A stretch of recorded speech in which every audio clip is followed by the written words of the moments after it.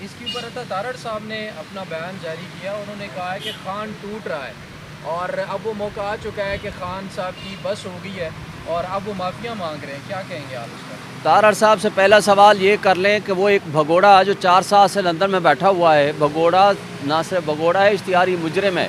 आप पहले उसको ले आओ, अदालतों में पेश करो। खान का, इमरान खान का मरना जीना इस मुल्क के साथ है। वो करप्शन का पैसा लेके बाहर एवनफील्ड अपार्टमेंट लेकर नहीं गया हुआ और ना ही उसने मुल्क को छोड़ के जाना है। वो कानून और इंसाफ के दोहरे मेयार के ख़िलाफ़ बात करते हैं। वो कहते हैं कि जिस मुल्क में इंसाफ और कानून नहीं होता वो मुआशरे तबाह हो जाया करते हैं। इसलिए वो कहते हैं कि इंसाफ को कंप्रोमाइज़ ना करें, कानून को कंप्रोमाइज़ ना करें। अगर इंसाफ और कानून को कंप्रोमाइज़ किया गया तो वो गलत है। और ख़ान साहब का ब्लड प्रेशर बिल्कुल नॉर्मल है, वो ठीक है, लेकिन उनका एक एहतजाज करने का एक हक़ है। अगर वो कोई गलत बात देखेंगे तो उस पर ज़रूर। सहूलियात के हवाले से क्या कहेंगे? वॉक करने की इजाज़त नहीं है और आज जो रुकला की भी तल्ख कलामी हुई, थोड़ा सा बताएं कि क्या हुआ साइफर केस में डाला के समाज? देखें, पहली बात तो ये है कि जज साहब ने पूरी दुनिया जहान के सारे मुकदमे छोड़ के सिर्फ वो साइफर के मुकदमे में वो जेट स्पीड का वाला इंजन लगा दिया है।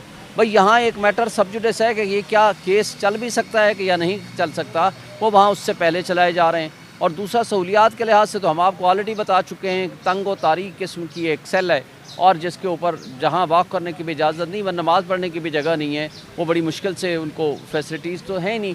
वो झूठ बोला जा रहा है मीडिया में कि जनाब उनको B क्लास दे दी गई और वो साबिक़ prime minister under the rule जो इंटाइटलमेंट है उनको मिलता है। लेकिन एक बात अभी पता चला है कि उन्होंने ये कहा है कि हम आपको वो एक छोटी सी जो दीवार थी उसको तोड़ के वॉक करने की इजाज़त देंगे। अभी तक दी है या नहीं दी उसके बारे में तहकीकात, अभी मुकम्मल तहकीकात नहीं हुई। बिस्मिल्लाहिर्रहमानिर्रहीम। आज के आर्गूमेंट्स जो हमारे बिहाफ पे थे, इमरान खान साहब के बिहाफ पे, वो तकरीबन कंक्लूड हो गए हैं। 15-20 मिनट के और आर्गूमेंट्स हमारे बाकी हैं और आज हमने अपने आर्गूमेंट्स मुकम्मल करने के दरमियान या दौरान हमने वो तमाम बातें वो कर दी हैं, जिसमें स्पेशली ये एक बात बड़ी अहम है कि जिस केस की सज़ा ही 2 साल है उसमें ज़मानत का खारिज होना वो अहम बात है। दूसरा, जिस खुफिया तरीक़े से इनको जेल में भेजने का आर्डर लिया गया उस जज अबुल हसनात ज़ुल्करनैन से, वो उसको भी डिस्कस और हाईलाइट किया। और जो interpretation of constitution, interpretation of rules of business और interpretation of official secret act, वो भी हमने अच्छी तरह उनको समझा दिया। और ये इब्हाम अगर हो कि ये कौन सी प्रोविज़न में केस फाल करता है तो वैसे भी ये काबिल ज़मानत है, फर्दर इंक्वायरी का केस बनता है।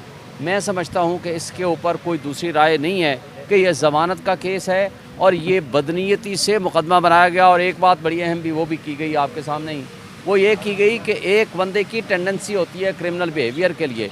पूरे पाकिस्तान में जो कोई जुर्म हो सकता है या हो सकता था, वो तमाम जराइम इकट्ठे करके एक शख्स जिसने 71 ईयर्स में कोई एक मुकदमा नहीं फाइल हुआ खिलाफ उनके हुआ, आज 180 से ज़्यादा मुकदमात बना दिए गए हैं। वजह क्या है? वो है पॉलिटिकल विक्टिमाइजेशन, वो है सियासी इंतकाम। चूँकि वो जो बोने सियासी कद रखने वाले वो इनका मुकाबला नहीं कर सकते सियासी मैदान में। अब वो जो PDM की फाशिस्ट जमातों के पास एक ही ऑप्शन था कि किसी तरीक़े से इनको किसी ऐसे मुकदमात में फंसाया जाए जो कि वो फंसाने में एक लिहाज से कामयाब हुए।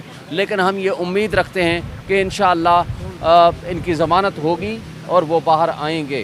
सर, आप ये बताइए कि आपने कहा पूरा केस और तमाम दलाइल के साथ आपने उनको समझाया, उनको पहले से नहीं पता कि ये केस किन ग्राउंड्स पर बनाया गया और क्या उन्हें इतना ज़्यादा समझाने की ज़रूरत पड़ रही है कि केसेस समातें डिले ही होती जा रही हैं? समझ तो नहीं आ रहा मेरे ख्याल में। देखें, पहली बात तो ये है कि ये अलग बात है कि उनके पास ये केस पहले भी आया है, लेकिन चूँकि अब ज़मानत का केस है वो डिटेल आर्गूमेंट सुन रहे हैं। मेरा ख्याल है कि बेहतर होता कि ये सुबह का टाइम रखा होता तो आज कंक्लूड हो जाता, या आज की बजाय ये कल पे चला जाता।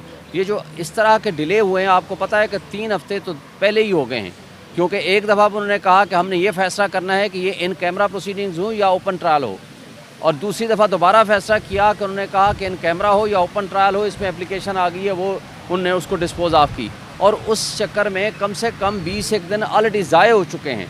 लेकिन मेरा ख्याल है इसको फौरी तौर पर इसका डिसीजन आना चाहिए था और मैं समझता हूँ कि जितना जल्दी हो ज़मानत का फ़ैसला होना चाहिए। अभी आपको लगता है सर कि अगले जुमेरात तक दलाइल कंक्लूड होकर कोई फैसला सामने आ जाएगा, या आपको लगता है कि 1-1.5 हफ्ता और मजीद मामला आगे जा सकता है? देखें, ज़मानत का केस होता है, ये 1 दिन 2 दिन 4 दिन के अंदर इसका डिसीजन होना चाहिए।